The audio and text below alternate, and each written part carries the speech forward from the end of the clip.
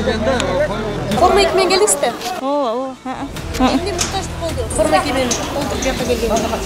Биз өзүбүз жоктурганыбызга келип салыппыз да. Бул жолку шайлоодо форма 2 документ алынып салынды. Эми жарандар кайсыл жерде каттоодо турса, ошол аймакта гана шайлоого катыша алышат. Ал эми бул документтин негизинде сыртта жүргөн жарандар, ошондой эле мүмкүнчүлүгү чектелген, ден соолугуна байланыштуу жарандар гана пайдалана алышат. Алдыдагы президенттик шайлоодо жарандар паспортто катталган дареги боюнча гана шайлоого катыша алышат. Азырынча мындан башка жол жок. Ал эми жарандар 29 декабрга чейин катталган шайлоо участоктарынан өздөрүн тизмеден тактап алуусу керек.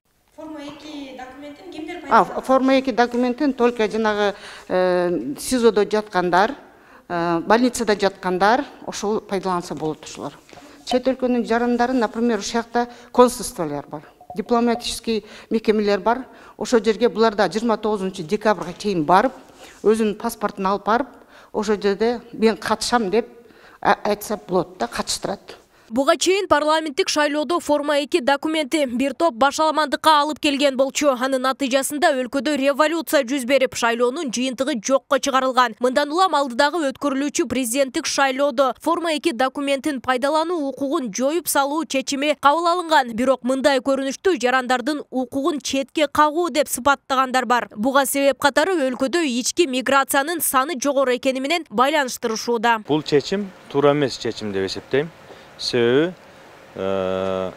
канчалаган жарандарыбыз ички миграциянын айынан райондордон шаарларга келип тиргилик кылып жүргөн, оокат кылып, акча таап иштеп жүргөн миңдеген жарандарыбыз бар.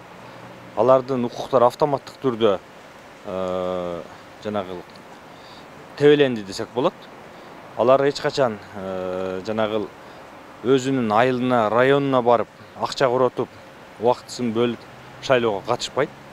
Бул деген сөз канчалаган биздин шайлоочуларыбыз шайлоо укугунан ажырады деп айтсак болот да. Форма 2 документинин жоюлуусу менен жарандардын шайлоого катышуу укугу чектелиши мүмкүн. Бирок бул чектөөлөр туруктуулукту сактап туруу үчүн киргизилгенин айтат адистер. Буга чейинки шайлоодо болуп өткөн башаламандыктын жыйынтыгы чектөө киргизүүгө алып келгени менен түшүндүрүшөт. Бирок муну менен форма 2 документи жок кылынды дегенден алыс болуу керектигин билдиришүүдө. Азыркы жашоонун талабы монча өтөт.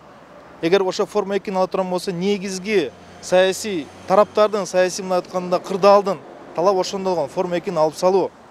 Көпчүлүгү балким адам укугун бузуу деп эсептейт. Бирок биз билишибиз керек, чектөө деген бар, адам укугу деген бар да. Чектөө деген сөз ал алдын алып.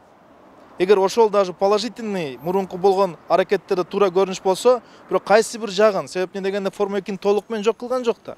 Ал кайсы бир жагын болгону Кыргызстан ичинде форма 2-ни токтотуу деген. Форма 2 документинин бул жолку шайлоодо жоюлуусу боюнча шаар тургундарына суроо салып көрдүк. Алардын көпчүлүгү мындай чечимге макулдугун билдирсе, айрымдары эки тараптуу ойдо турушат. Болуш керек, конечно. Командировкада жүргөндөр бар да. Алар ошолор колдонсун. А бирок бандай специальный кылгыш кереги жок. Как положено, закон боюнча колдонсо болот. В общем, жүйелі себептермен форма 2. А жүйесіз себептермен 5,5 миллион адам ошол күнү бир райондон экинчи район бүт Кыргызстан боюнча жүргөнүн биз өткөн сапар көрдүк. Бул вообще эле мындай эң жаман көрүнүш болду да менин жашоомдочу шайлоодо.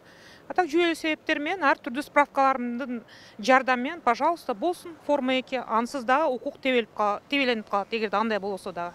Туура нерсе кичине тазараак болот да шайлообуз. Эскертсек, өлкөдө президенттик шайлоо 2021 жылдын 10 январында өткөрүлөт. Ага 18 талапкер ат салышууда. Мындан сырткары мамлекеттик башкаруу системасынын формасын аныктоо боюнча да референдум дайындалган. Бул жолку шайлоодо өлкө президенттик же парламенттик башкарууга өтүшү керектиги аныкталат. Нурзада Сыдыкова, Адилет Нышанбаев, Нурньюз, Ош шаары.